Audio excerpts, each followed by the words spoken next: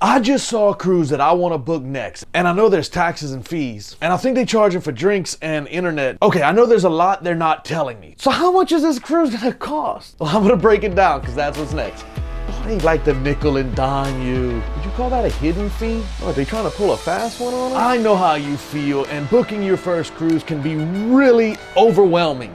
So I'm not gonna lie, the first time I booked a cruise, I was shocked and appalled by what the number turned out to be versus what I saw when I first clicked on a cruise. There's also a lot of sneaky little hidden things that come up on you that I want you to be expecting when you're booking your first cruise instead of going into it blindly and having shell shock like I did.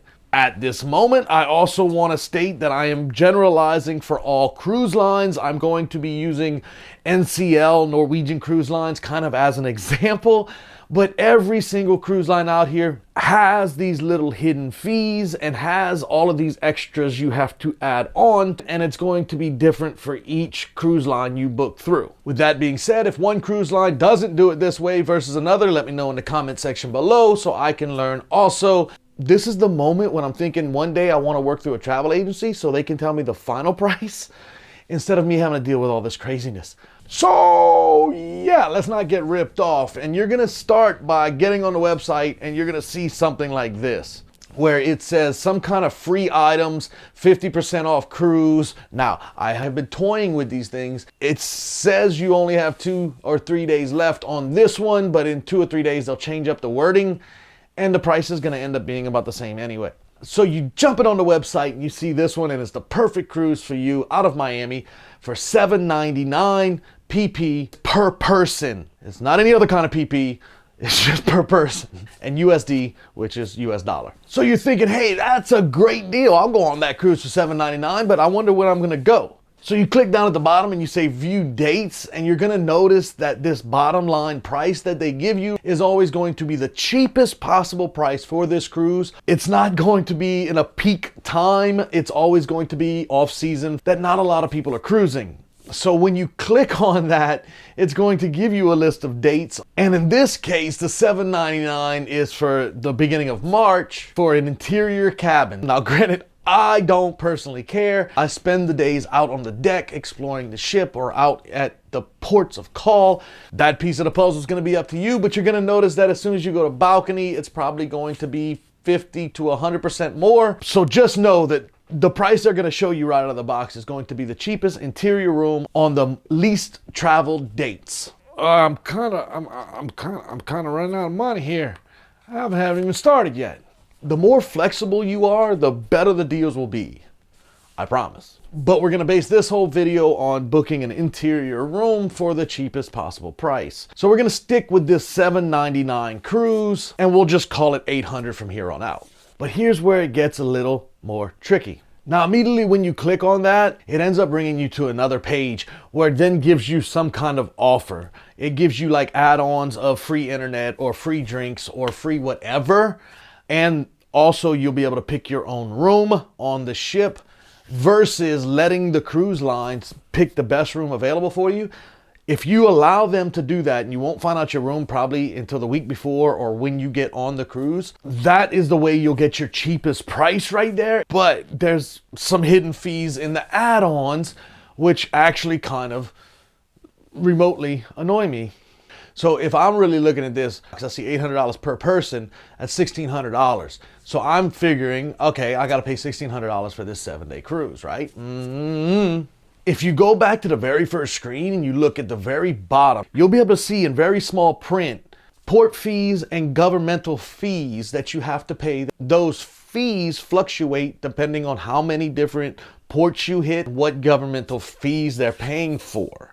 Always remember when you're looking at these numbers, it's per person. So in this particular cruise, it is $527 in government fees, taxes, ports, all of that. They really do like to give you the lowest number they can, but then put the little PP next to it. Yeah, they put in the PP next. We're not going to do that. Okay, so that's going to be on every single cruise. But fees and taxes and stuff is kind of normal. On some cruise lines, if you want drinks, you're going to have to buy a drink package. Norwegian's running free open bars right now, and I think MSC is doing the same thing. But is it really free? Because it says open bar, we said, oh, it's free, so I'm not worried about it. But they do add gratuities, which is an 18% tip that you're going to be giving for every drink. On the example cruise right here, what we're talking about is $305. So while you're not paying for the drinks, you're paying $305 for the access to them. Or maybe you're paying $305 for the little guy to run over to the bar and bring the drink to you so you don't have to walk. I understand. If you are a drinker, this is something you can use. In my mom's case, she won't be drinking, so why should she pay those gratuities for a free bar? But in this example, it's $305 more. And wait, there's more. Most of these ships have paid restaurants. So you'll have 5 or 6 restaurants that you can go to for free, absolutely included with your package, and never pay for a thing. But they're also going to be specialty dining halls or restaurants, and those can cost anywhere from $30 to $75 per plate, per person, per meal. But remember, in your bill, they're going to be adding a gratuity for those specialty dining restaurants that you're getting for free. You're going to be paying another $20. Now, for a free dinner in a very fancy restaurant or in some restaurant that you really want to eat in, paying $20 gratuity is really not that big of a deal. I just want you to know it's there. So now Norwegian comes up with the final price of about $2,450. We're already $900 more, but wait, there's still more. The next thing most cruise lines end up hitting you up for is travel insurance. You need to read all the small print and see what they're really used for. I personally don't even bother. I don't know. You just do what you want to do there. Now, once you book your cruise and pay this price, the very first thing I've noticed that I get hit with for almost every cruise line, except for MSC so far, the next thing they're trying to get you to do is prepay for your gratuities. And this is the tips. Some cruise lines I've heard do not do this. Norwegian Cruise Lines, for example, is up to $20 a day, and you'll pay that over a 7-day period. So that would be $140 per person for the voyage. So if that's 2 people, you'd be paying close to $300 for the 2 of you in gratuities.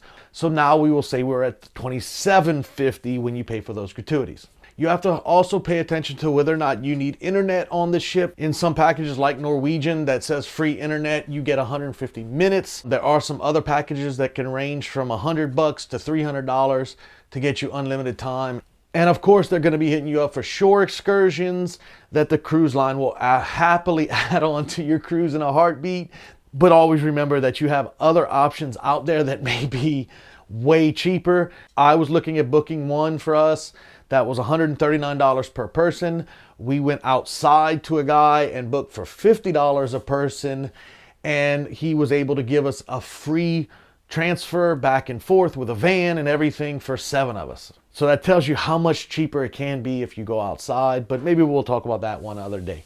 Now you have most of your cruise booked through the cruise line, but don't think it's over yet, because now if you're cruising, in this case out of Miami, you're going to have to fly there or drive there, so you have to worry about fuel or plane tickets.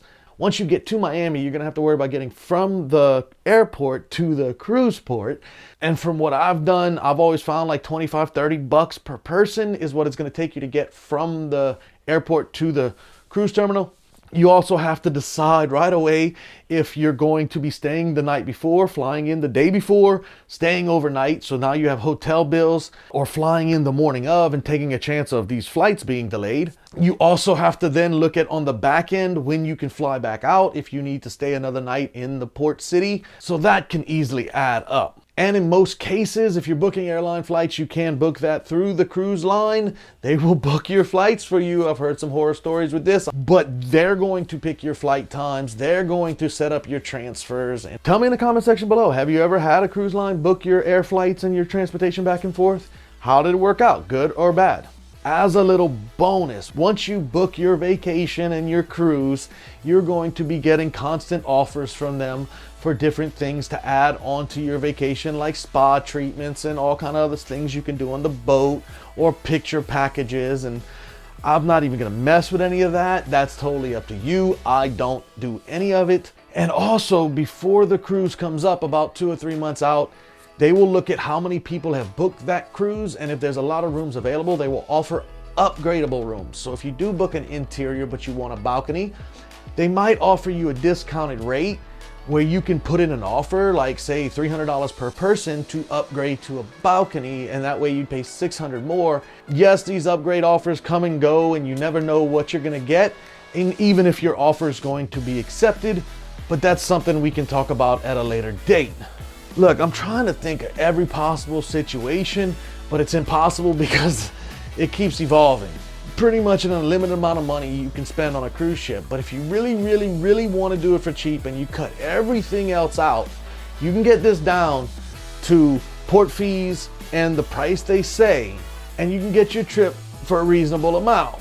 Now, if you want to spend more, that's completely up to you.